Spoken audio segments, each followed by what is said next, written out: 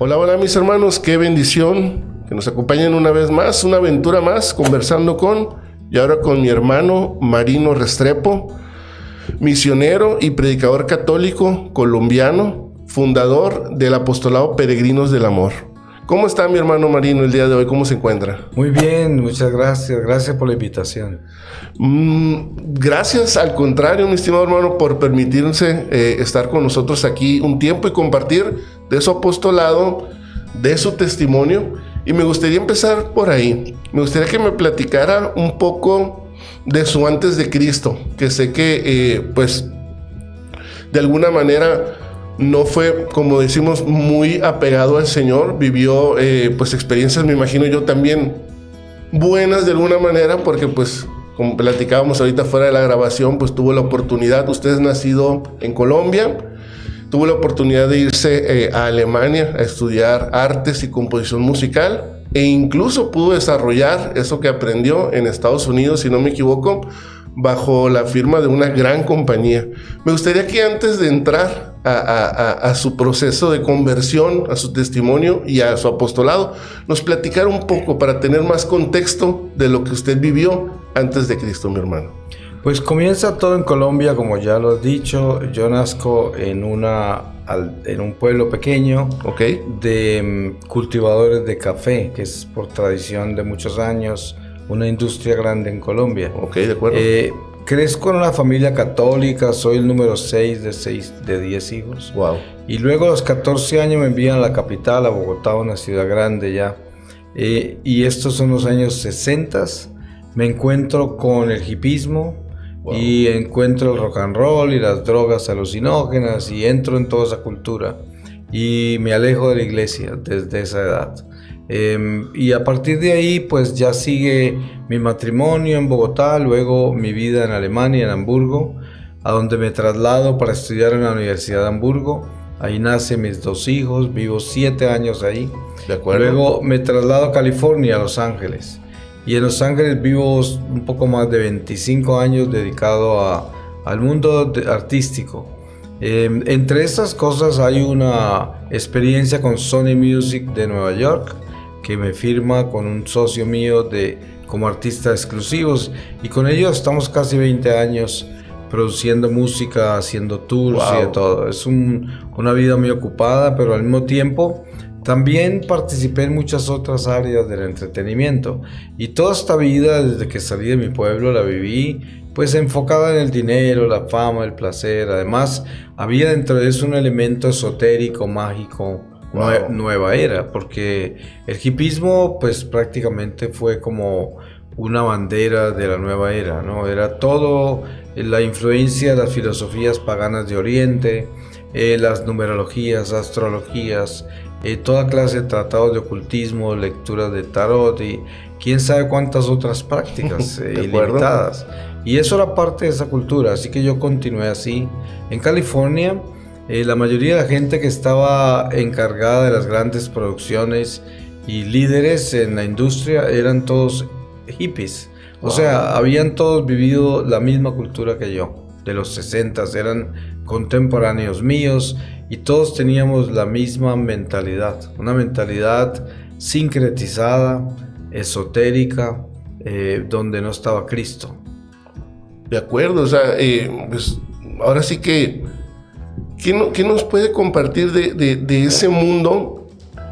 Por ejemplo, usted pues ya salió, ya lo ve desde otra perspectiva, pero quiero pensar yo que puede haber personas que sigan en ese tipo de costumbres o decir este tipo de actividades, pero de alguna manera creo que no se dan cuenta de dónde están y de lo que están perdiendo. ¿Qué nos puede compartir de manera breve de qué se dio cuenta de que la andaba regando, o cuáles son los peligros de personas que actualmente vivan pues prácticas similares a las que usted vivió? La mayoría de la gente con la que yo crecí en California en la industria nunca ha salido de eso, ya muchos han muerto ya, pero no han dejado esas prácticas porque no conocen nada más, ¿no? Yo no tuve la oportunidad de evangelizarlos porque no tuve posibilidades, pero el peligro que hay con esto, no solamente a nivel personal, que es el daño del alma y el peligro de uno condenarse por andar con fuerzas malignas, es también el peligro que hay con la industria, porque la pervierten y la contaminan en las producciones de cine, de televisión, de música, toda la literatura, y todo eso viene de ahí. Y está contaminado. Obviamente que no va a ser toda la industria, pero muchísima gente de mi edad y que vivimos ese cambio de los 60s, terminaron muchos de grandes productores de Hollywood y produjeron muchas cosas malas, ¿no? Que parece que no fueran malas. Eso que acaba de decir ahorita, exactamente, que parece que no fueran malas, como pues la misma palabra dice, ¿no? Que el enemigo se viste, ¿no? de maneras diferentes. Bueno, entendiendo ese background, mis hermanos, de la vida que llevó mi hermano Marino, pues usted vive un momento difícil, un momento, pues yo diría catártico, que le cambió totalmente la vida, que fue pues su encuentro con Cristo por medio de un suceso fuerte. Me gustaría que nos platicara de este suceso y cómo es que se encuentra con el Señor, hermano. Pues en el año 97 viajé a Colombia en una Navidad, en la Navidad de ese año, y en esa Navidad tuve un encuentro con una experiencia muy dolorosa, que fue un secuestro. El 25 de diciembre me secuestraron en una finca de un tío mío. 25 de diciembre, wow. Sí, 25 de diciembre a medianoche. Me secuestran en la finca de un tío mío y me llevan prisionero a la selva. En la selva me encierran en una cueva, encapuchado, amarrado. Wow. Ahí paso 15 días, en total fueron 6 meses de secuestro, los primeros 15 días en esa cueva. El secuestro fue por dinero, para robarme dinero. Y entonces, a los 15 días del secuestro, tengo una experiencia muy grande con Dios que cambió mi vida. Porque yo estoy en esa cueva totalmente destruido como ser humano, estoy sentenciado a muerte, toda mi familia amenazada. Es decir, no podría estar uno en una situación más horrible, ¿no? Claro. Y de pronto, a pesar de estar encapuchado y amarrado en esa cueva de noche, consciente, entré en un éxtasis. Yo no sabía que eso era un éxtasis, esto lo aprendí después. Pero es en eso que entro, en un éxtasis. Y aparezco, yo tengo 47 años esa noche, pero aparezco a la edad de 3 años en el éxtasis. En el patio interior de la casa donde nací en mi pueblo. Y estaba en un triciclo con un palo en la mano, recorriéndome los jardines de la casa, golpeando las plantas y las flores. Y escuchaba a alguien de la casa que me pedía que no hiciera eso. Yo entré en pánico porque pensé que me estaba muriendo. Y no podía salirme del éxtasis. Y esto continuó. Continué reviviendo mi vida. Pero no como si la estuviese viendo en una película, sino que yo estaba ahí. Solo que estaba con mi mente de 47 años reviviendo mi infancia y reviviendo mi vida, lo cual lo hacía muy misterioso, muy difícil. Cuando ya voy pasando por la edad de 11 o 12 años, comienzo a tener un dolor increíble, que no era un dolor físico, era el dolor de mi conciencia, porque pues llevaba 33 años viviendo lejos de Dios, en pecado mortal. Wow. Y de pronto se me despertó la conciencia, que estaba dormida, porque cuando vivimos en pecado convenientemente dormimos la conciencia, y se despertó sin que yo pudiera hacer nada. Fuera de eso me regresó a lo que había perdido, que fue el temor de Dios. Y esa combinación de las dos cosas causó un impacto muy grande, porque yo podía ver el pecado, las consecuencias del pecado, el daño que le había hecho a la humanidad, cómo había puesto mi alma en peligro, las ofensas a Dios. Era algo terrible, ¿no? Tremendo. Si yo no hubiese estado en un éxtasis, me muero de dolor, ¿no? Eso no lo resiste uno naturalmente, no podría. Y creo que recorrí toda mi vida.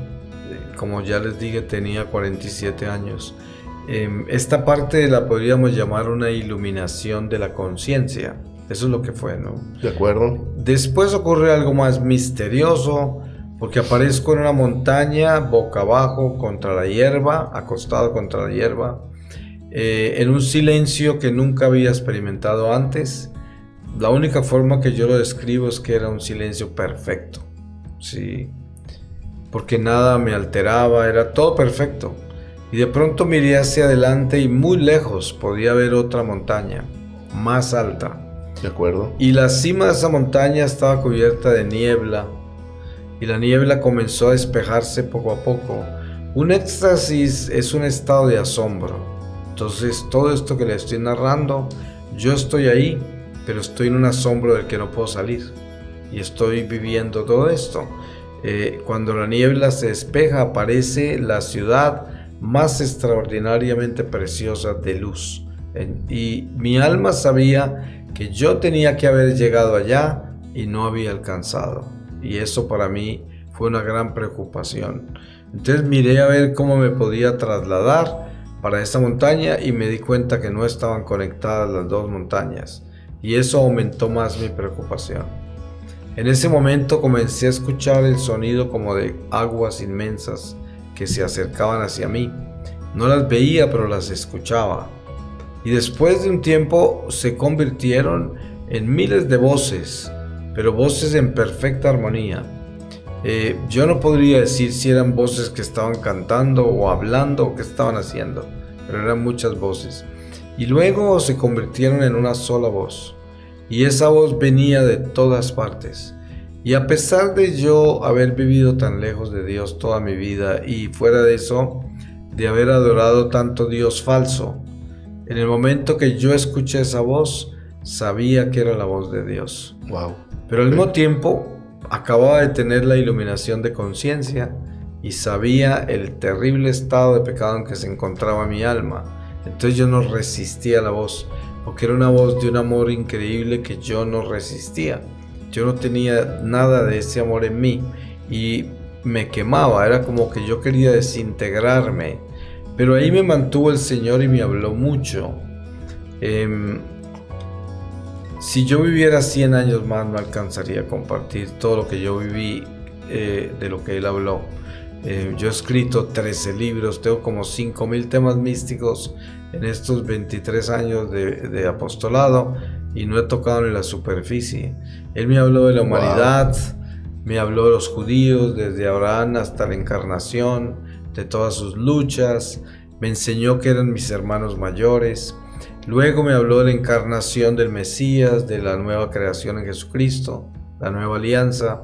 Me habló de la iglesia, me mostró que Él me había creado para ser católico, que nadie se hace católico por voluntad humana. Somos escogidos, separados y, como dice San Pablo, predestinados para ser el ejército de Dios, la iglesia. Y me muestra cómo yo la deserté. Él nunca me acusaba, pero yo me acusaba a mí mismo, que me dolía mucho todo lo que aprendía, del desastre que había sido mi vida y la desobediencia. Y me muestra todo lo que pudo haber hecho Dios en los 33 años que no estuve en la iglesia. Y eso dolía aún más. Claro, sí. Claro. Y así se fue por todos los sacramentos, los mandamientos, los pecados capitales.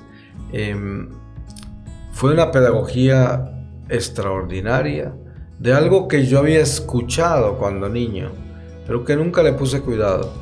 Pero en este momento, en la forma en que Él me lo da, pues me queda infuso en el corazón con mucha claridad. Además, confirma lo que Él ya me había dado en mi formación de niño. Luego de eso aparezco en un lago con el agua hasta la cintura, y al frente del lago había una roca inmensa. Encima de la roca había un hombre que solo le veía la cabeza y miraba de lado. Al principio no sabía quién era. Miro hacia el agua donde estoy y veo una bruma o una niebla flotando. Y cuando lo observo bien me doy cuenta que no es bruma ni niebla, son espíritus. Y parecen como gérmenes, como racimos. Y eran cientos de ellos. Y eran los demonios de mis pecados mortales de 33 años. Wow. Todos estaban ahí. Y mi alma tenía una relación con cada uno de ellos. Cuando yo miraba a uno de ellos, entendía de qué se trataba. Y era muy doloroso estar atrapado en esas tinieblas con toda esa vida endemoniada que yo viví. Y al lado izquierdo podía ver que continuaba toda esa nube de espíritu hacia un abismo. Y cuando yo miré hacia el abismo, que lo podía ver bien, me di cuenta hasta dónde había descendido mi alma en ese abismo por la vida de pecado que había vivido. Tanto así que si me hubiese muerto esa noche, me hubiese condenado. Wow. Y pude ver muchísimos niveles de condenación en ese abismo. Luego, sintiéndome muy atrapado ahí, la única luz que había en esas tinieblas del lago era la cabeza de ese hombre que estaba arriba de la roca. Y cuando lo miré me di cuenta que era mi ángel guardián. Y él era quien me estaba enseñando todo lo que brevemente les dije de lo que vivía en el lago. Él no me habló con una voz como me habló el Señor. Él se comunicaba a mi corazón. Yo le entendía todo. No es posible explicar cómo funciona eso, ni yo sé. Pero bueno, yo le entendía todo. Wow. Sí. Yo creo que decir que fue un proceso catártico es muy poco, como me lo está platicando. Yo creo que no existe la palabra para describir eso, o no la conozco, una de dos, pero qué fuerte, mi hermano, es tremendo. Dice que lo vivió a los 15 días que estuvo secuestrado. Dice que su secuestro duró 6 meses, si le entendí bien. Quiero decir que entonces esto que vivió le ayudó de alguna manera a poder vivir pues lo que continuó, ¿no? Pues ese pues infierno al final de cuentas en la tierra, ¿no? Y si estoy entendiendo bien, pues vivió de alguna manera, no sé si llamarle visión, pero del purgatorio, se podría decir, del mismo infierno, no lo sé. Pero incluso en algún momento mencionó esa ciudad llena de luz en la que no tenía construido el puente. Eso yo lo interpreto, usted sabrá más, pero yo lo interpreto pues como, no sé si la presencia de Dios, en la cual pues por la vida que había llevado no había puesto esos ladrillitos o esos pilares para poder llegar de su montaña a la montaña de Dios, ¿no? Así lo interpreto y se me hace muy fuerte, muy fuerte. Vive este momento, vive su proceso de liberación, gracias a Dios lo liberan. Después de vivir este momento, ¿qué es lo primero que hace? ¿Cómo dice, a ver, yo tengo que cambiar mi vida, voy a empezar a dedicársela al Señor? ¿Qué es lo primero que hace? Y sé que años después, pues nace Peregrinos del Amor, ¿no? ¿Me puede platicar un poco sobre este proceso? Pues lo que sucede es que inmediatamente salgo del secuestro, me voy a confesar a un monasterio. Qué importante, ¿de acuerdo? Porque la libertad del secuestro era importante, pero la más importante era la espiritual. Se la compro. Y me fui a confesar con franciscanos. Tuve una confesión, pues obviamente muy larga, pero lo más importante de esa confesión fue la libertad que yo sentí. Algo que jamás lo pudiera explicar, lo que yo sentí. Me sentía como una pluma flotando en el aire cuando salí de esa confesión. Y ahí comenzó mi nueva vida realmente. Regresé a California, a mi casa en Los Ángeles, y comencé a aprender a ser católico otra vez. Tenía que empezar de cero. De todas maneras, la pedagogía que el Señor usó para mostrarme toda la verdad de su iglesia y lo que yo había dejado, me ayudó mucho para que cuando empecé a aprender la liturgia, a participar en ella y a leer el catecismo, pues todo eso me confirmaba lo que el Señor me había revelado, ¿no? De acuerdo. Y así pasé 2 años. Yo no sabía que tenía una misión, nada de eso. Yo pensé que el Señor me había dado otra oportunidad y debía cambiar mi vida y obedecerle, y así lo tenía, ¿no? 2 años. Pero a los 2 años, pasados esos 2 años, regresé a Colombia en una Semana Santa, y ahí en una misa de 12 del día, el domingo de Palmas, domingo de Ramos, sí, tengo otro éxtasis con el Señor desde un crucifijo. Y ahí el Señor me revela la misión y el llamado, ¿no? Y me revela que nací para esa misión y que apenas iba a comenzar. Yo tenía ya 49 años. Y así fue. Esto yo dejé todo. y en el año 99 fundé esta misión Peregrinos del Amor, que fue un nombre que el Señor me reveló mientras componía una canción a Los Ángeles. Ahí me dio el nombre. Y comencé este apostolado y el Señor comenzó a llevarme por el mundo entero. He estado en 121 países, en todos los continentes, en 23 años de misiones. Y esto es lo que hago todo el tiempo. De acuerdo. O sea, entonces, sintiendo bien, prediqué en diferentes lenguas, hermano. Sí. O sea, me imagino que español, inglés, no sé si es el alemán, porque estuvo en alemán, italiano. Pero la mayoría de los países necesito intérprete, porque viajo por muchos países. Solo que el idioma inglés es muy clave, ¿no? ¿Es el universal? Sí, claro. Yo creo que sí, porque en casi todo el mundo me defiendo con inglés. De acuerdo. Fíjese, hermano, me gustaría abrir un paréntesis ahí. ¿Qué pasó con su familia? Porque pues se encontraron con un marino antes y después de Cristo, después de un proceso muy difícil, ¿no? ¿Qué pasó con su familia? No sé hasta qué punto su familia también vivía esos procesos que usted vivía antes, como decía, pues vaya, todo lo que vivió, pues con el hipismo, como decía, las prácticas esotéricas, ese mundo en el que estaba, no sé qué tan inmerso estaba también su familia, tal que regresó y le fue difícil, o de inmediato también abrazaron la fe. ¿Qué pasó? No sé qué nos pueda platicar de eso, de cómo recibió su familia este cambio, ¿no? Pues mi familia, en lo que se respecta a mis hermanas, por ejemplo, ellas siempre estuvieron en la fe, ¿no? Porque ellas no se contaminaron, por decir así, con la cultura de los 60s. Mis hijos recibieron los sacramentos de niños, pero nunca crecieron conmigo en la fe, porque yo no se las di. Claro. Entonces, y tampoco practicaron absolutamente nada de lo que yo practiqué. De acuerdo. Ellos nunca participaron en eso. Sin embargo, ellos aún están sin la fe. Y es una de mis oraciones más importantes todos los días, pero confiándolos a Dios, así como mi madre me confió a Dios también toda su vida y murió un año antes de que yo tuviese esta experiencia.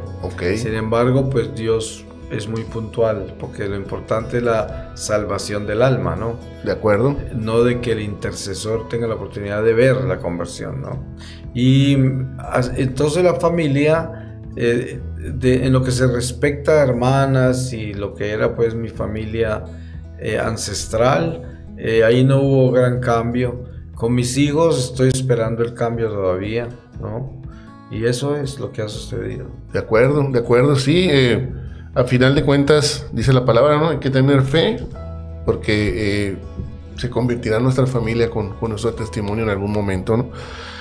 De acuerdo, entonces vive este segundo éxtasis y nace Peregrinos de Amor o del Amor. Perfecto, Peregrinos del Amor.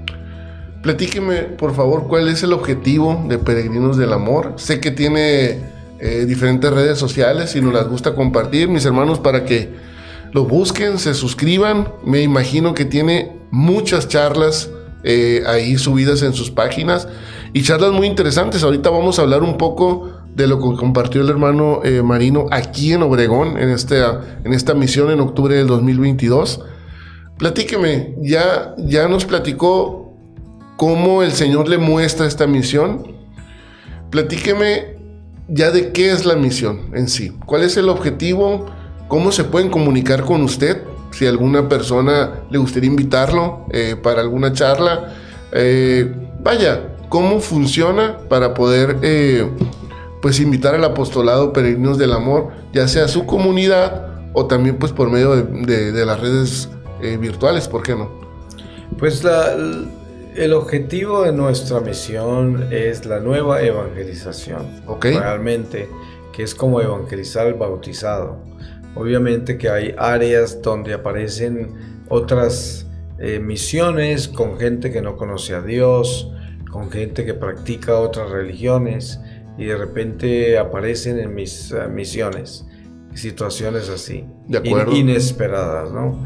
Pero en general viajo dentro de la Iglesia Católica por todo el mundo con el católico, pero tratando de calentar al tibio y de santificar más al comprometido, ¿no?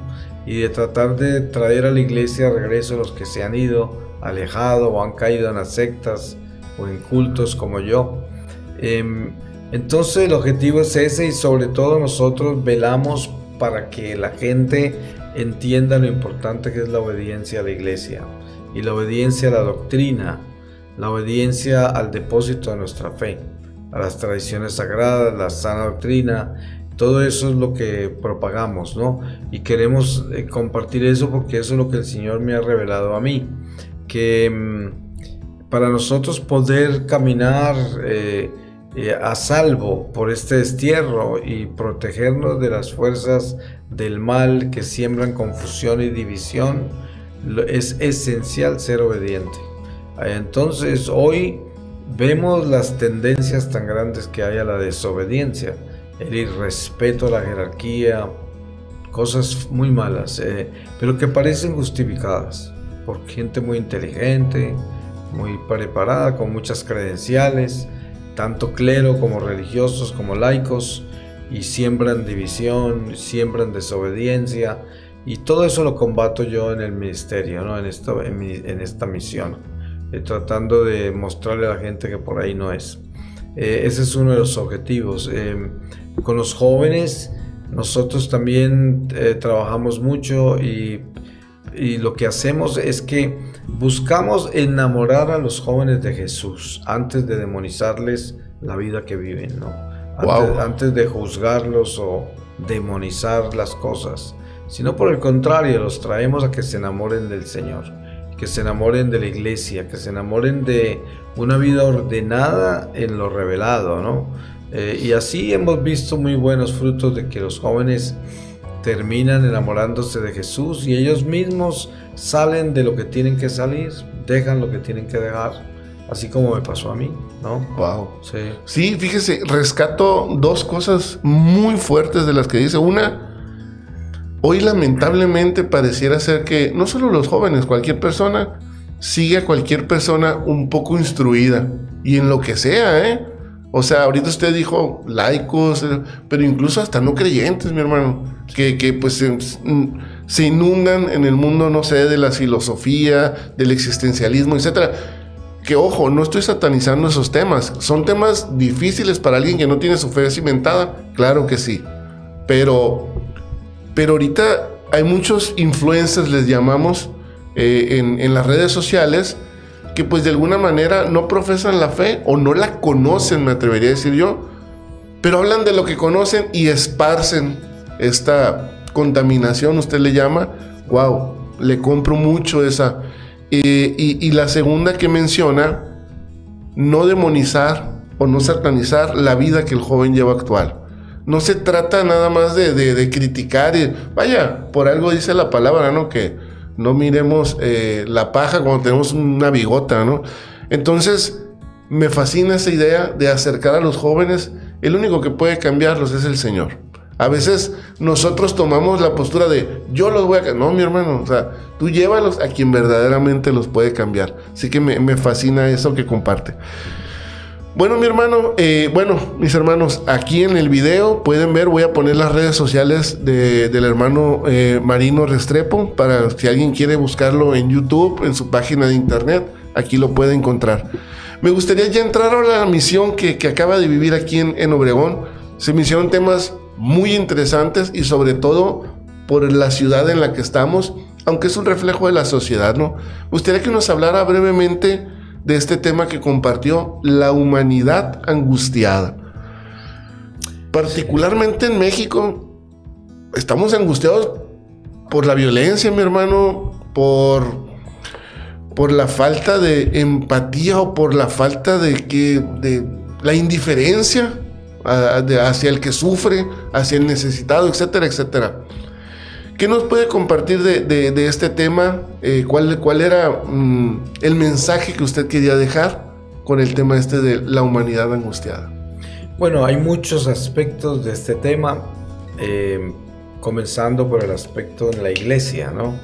Porque la iglesia es madre, y cuando hay tiempos difíciles en el mundo, los que pertenecemos a la iglesia recibimos de la iglesia consuelo, discernimiento, fortaleza a través de los sacramentos, y eso es lo que la Madre Iglesia es la que nos alimenta, ¿no? Y nos nutre en estos tiempos difíciles. Pero entonces también el diablo es muy astuto y se infiltra en la iglesia, claro, para evitar que la gente se alimente con el alimento correcto. Y entre eso está alimentar a la gente con miedo y con angustia a través del terrorismo religioso.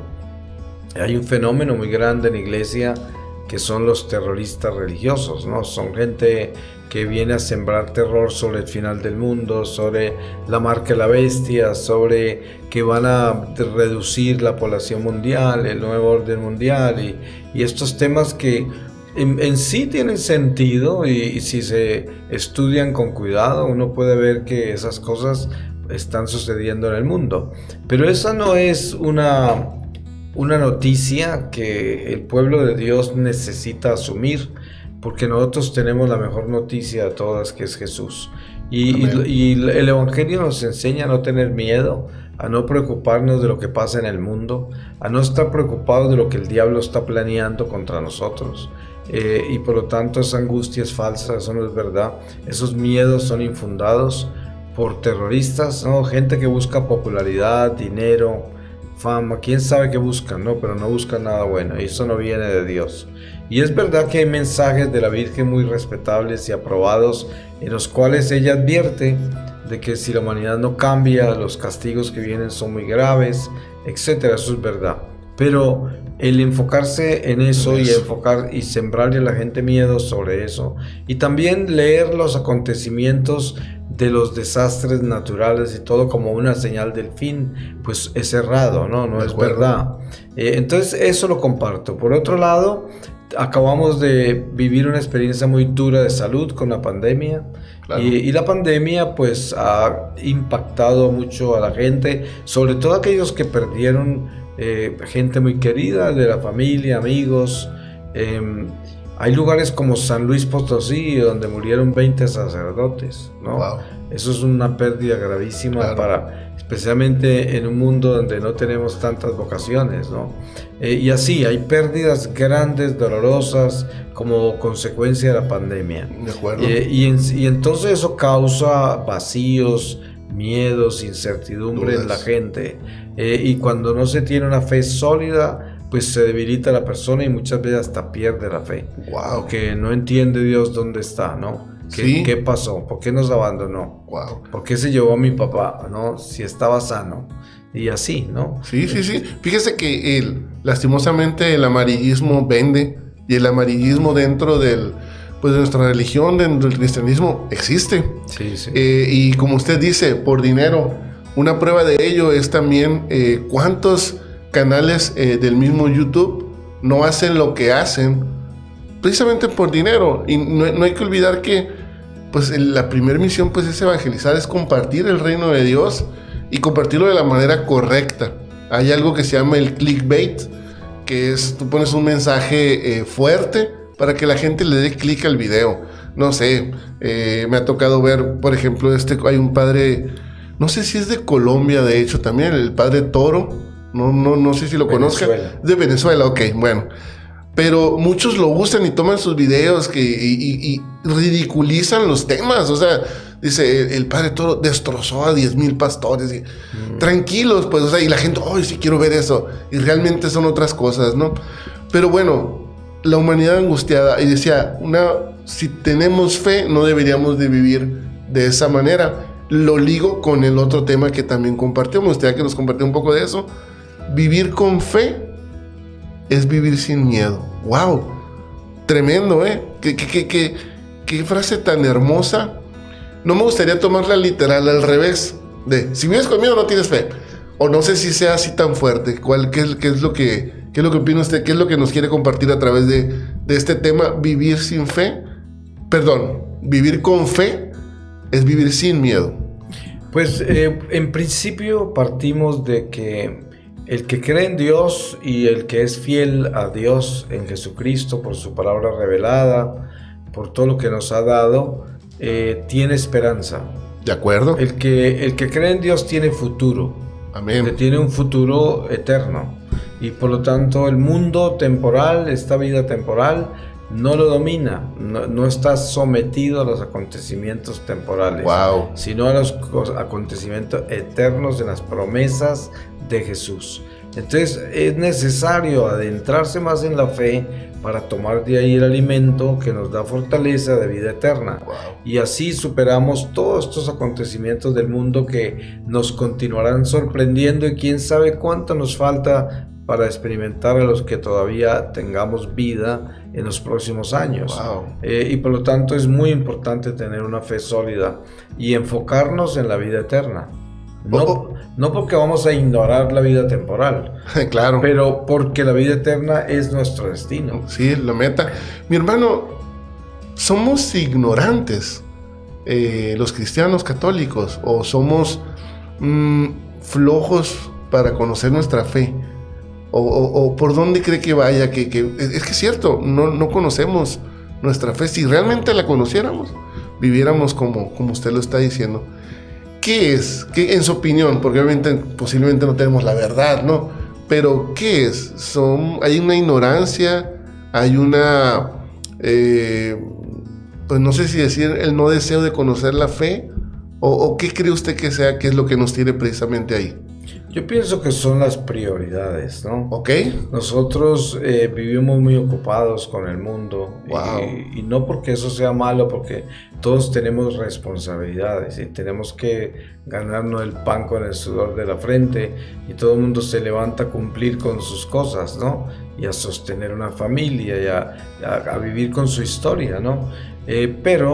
Entonces, si eso se convierte en todo y en la prioridad central, y Dios queda a un lado, entonces ahí ya comienza a haber una desnutrición espiritual grave, donde el hombre no tiene fuerza interior, y ya los acontecimientos del mundo lo pueden sacudir cuando llegan de sorpresa, como la pandemia.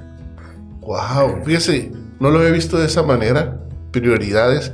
Es cierto, acabo de ver un video que la verdad me cambió mucho la mente. Es un video muy corto de un economista argentino que se sube a un taxi y le dice el taxista: usted es el tal economista famoso, ¿no? Le voy a dar mi opinión sobre economía, le dice el taxista, ¿no? Le dice: si tú te mueres y dejaste dinero en el banco, le dice, entonces te salieron mal las cuentas, le.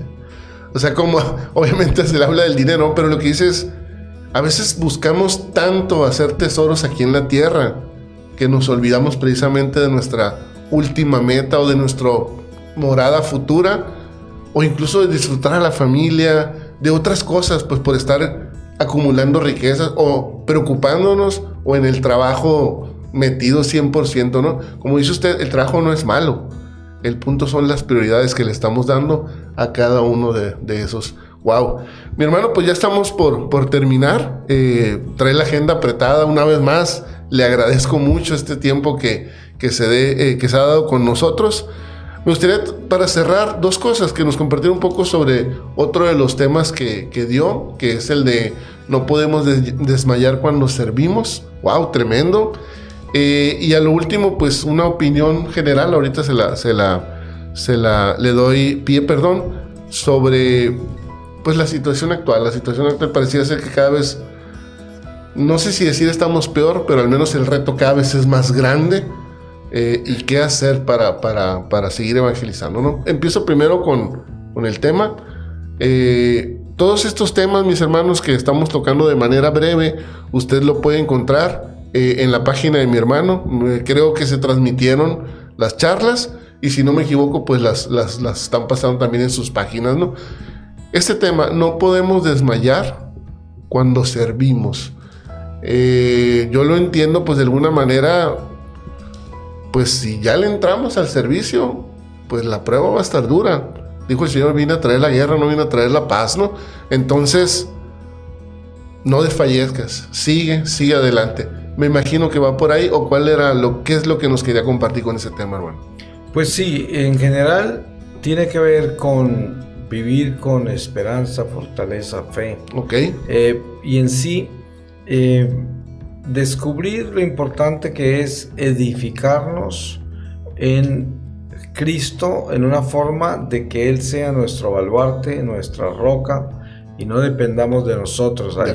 Ayer leía yo un pasaje que San Pablo compartía sobre unas pruebas que él vivió muy duras en Asia, hasta el punto que pensaron que iban a fallecer, que ya no se iban a morir, pero él dice que toda esa prueba la vivieron porque Jesús quería enseñarles que dependieran solo de Dios, no dependieran de ellos. Y entonces, en medio de esta reflexión sobre no dejarnos dominar por la angustia de las pruebas, por los acontecimientos pues difíciles en la vida, es que nosotros debemos cada vez trasladar más nuestra confianza en Dios, porque este mundo nos puede dominar con lo que podamos vivir, ¿no? Hay tanta experiencia difícil que parece que fuera más grande que nosotros, ¿no? Claro. Entonces, a eso me refiero, y muchas otras áreas de eso, de que la prueba no nos debe dominar. Debemos ser fuertes y estar preparados para vivir cualquier tipo de acontecimiento, pero siempre dependiéndonos de Dios. De acuerdo. Siempre, nunca esperar que nosotros tenemos la solución. De acuerdo. Porque esto todo viene del Señor, ¿no? Amén. Sí, el desierto espiritual se podría decir también. Pues decía San Agustín, vasito de agua para agüitas y a caminarlo, sí. No hay de otra. Y cuando viene el momento de no desierto, hay que prepararse porque viene el siguiente desierto, decía San Agustín también. Mi hermano, para cerrar, para terminar, me gustaría que nos compartiera un mensaje general, lo que usted guste compartir, en base a la situación actual. Como le decía, pareciera ser que cada vez es más retador el evangelizar, pareciera ser que cada vez es menos la gente que quiere escuchar de Jesús, aunque a mí me gusta verlo al revés. Cada vez es más la gente necesitada de Jesús. ¿Qué le gustaría a usted compartir como un mensaje final evangelizador general, en base quizá a la situación que estamos viviendo? Usted que pues vive la situación de más países, yo le hablo desde mi trinchera, el norte de México, que obviamente seguramente no es igual a toda Latinoamérica, a toda Europa, Asia, donde le ha tocado estar. Pero ¿qué nos podría compartir para seguir en la lucha, para seguir en la batalla y pues para seguir siendo fiel o no desfallecer, como estamos diciendo? Pues bueno, tenemos con relación a la situación actual muchos aspectos, ¿no? Entre esos está el político, que en Latinoamérica pues es una mala noticia, ¿no? Tenemos unas ideologías perversas que tienen una conspiración para tomarse en todo el continente, ¿no? Y que es el viejo comunismo cubano, que fue como el resultado de la caída del comunismo soviético, y quedaron los Castro, que propagaron un nuevo comunismo esotérico, santero, y que le gusta gobernar sobre las ruinas, ¿no? Y quedarse con la gente más sencilla y eliminar todo lo demás. Eso es una noticia mala, ¿no? Claro. No sabemos el Señor hasta cuándo va a permitir esto, pero ha progresado mucho, se han tomado muchos países, ¿no? Esta es una situación preocupante, tenemos que orar mucho por eso, porque la gente joven cae en esa trampa, están adoctrinados en las universidades, ahora desde los colegios, ¿no? Y las familias también caen en eso. Y por otro lado es la pérdida de los valores, la moral, una sociedad que por el materialismo y el consumismo ha comprometido todos los valores. Entonces es muy común ver la familia totalmente disfuncional, donde ya no es acerca de mantenerse casado, no es acerca de tener hijos, sino de abortarlos, no es acerca de fijarnos cómo conseguimos lo que necesitamos, sino que hay que conseguirlo como sea, sin tener escrúpulos, sin importar encima de quién nos debemos parar para lograr lo que buscamos. Y todo esto es una mala noticia en lo que se respecta a la decadencia de esta sociedad. Y como tú decías antes, no todo es malo, Hay muchas cosas buenas, hay un pueblo de Dios que es su remanente, que siempre es obediente, que busca la luz y esa es la esperanza, ¿no? Pero en general la sociedad está muy mal y las noticias políticas y económicas del mundo hoy, en este momento en particular, no son buenas. De acuerdo. Me gusta mucho cómo lo resumen porque son temas bastante amplios. De hecho, estaba pensando, chihuahua, qué lástima que ya se tienen que ir para poder tocar temas de este tipo con usted. Pero sí, ¿no? Totalmente. El mundo está viviendo una etapa, pues como usted comenta, no quisiera decir sin valores, pero voy a decir con valores muy débiles, donde lamentablemente pues pareciera ser que está el mundo sexualizado y monetizado por el mismo sexo de alguna manera, ¿no? Una perdición tremenda y sobre todo atacando a las familias. La última batalla, decía uno de los mensajes de María, va a ser con las familias y creo que ya la estamos viviendo. Mi hermano, pues muchas gracias, muy edificante conocerlo en persona, muy edificante lo que nos comparte, que a pesar, mis hermanos, que fue de manera rápida y breve, yo te invito a que si quieres adentrarte más, una vez más busques las redes sociales de mi hermano, lo conozcas porque seguramente me imagino yo que tiene videos donde extiende su testimonio, extiende esta vivencia, que si no me equivoco, puedo estar equivocado, pero dice que lo llevan a la selva en los 90 y tantos, estamos hablando de las FARC, si no me equivoco. Sí. Wow, entonces, pues no fue fácil lo que vivió. Entonces, si usted quiere conocer toda esta experiencia, no tanto por el morbo, hermanos, sino por lo que el Señor hizo en la vida de mi hermano, busque sus redes, busque sus testimonios, busque sus charlas, y de estas charlas, de esta misión aquí en Obregón, búsquelas también. Vamos a poner algunos links aquí en el video de YouTube.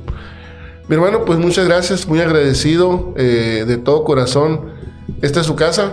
Sé que tiene muchas casas en todo el mundo por lo que me ha compartido, pero si en algún momento le podemos ayudar de alguna manera, no dude en contactarnos y con todo gusto. Me gustaría, para cerrar, hermano, si nos podría apoyar con una breve oración para cerrar y ya despedirnos del auditorio. ¿Cómo no? Bueno, de antemano agradezco la invitación. No, gracias. Y saludo a tu audiencia de nuevo, despidiéndome con mucho cariño, pidiéndole a Dios que envíe su Santo Espíritu sobre cada uno de nosotros, que venga con toda la fuerza de su amor a sanar, a desatar, a liberar todo lo que debe ser sanado, amén, desatado y liberado, y que enriquezca nuestros corazones para que nosotros nos atrevamos a ser buenos, a ser fieles, a ser instrumentos de luz en este mundo de tinieblas. Le pedimos la intercesión a la Santísima Virgen María de Guadalupe, le pedimos la intercesión a los santos y ángeles, y todo esto por Cristo nuestro Señor. Amén. Amén. Pues mis hermanos, ahí quedamos con esta plática con nuestro hermano Marino Restrepo, misionero y predicador católico colombiano. Mi hermano, muchas gracias. El Señor bendiga su apostolado, el Señor bendiga su familia. Vamos a estar orando por usted y por la conversión de sus hijos. Amén. Muchas gracias. Mis hermanos, Dios los bendiga. Gracias por habernos acompañado en esta aventura. Bye, bye.